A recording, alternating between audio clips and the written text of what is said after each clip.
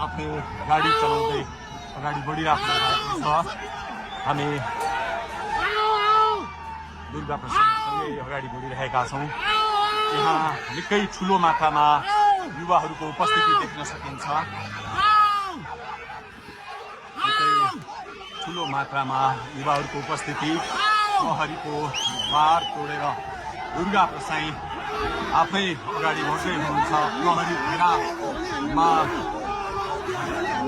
प्रहरीलाई गाडीले पेलेर दुर्गा प्रसाई अगाडि बढ्दै हुनुहुन्छ। हामी दुर्गा प्रसाईसँगै अगाडि बढ्दैछौँ। जहाँ कसैले रोक्न सक्ने अवस्था छैन, कसैले प्रहरीलाई दुर्गा प्रसाईले पेलेर अगाडि बढिरहेको भएको छ। प्रहरी गाडीको चाबी खोज्न लागि परेको छ।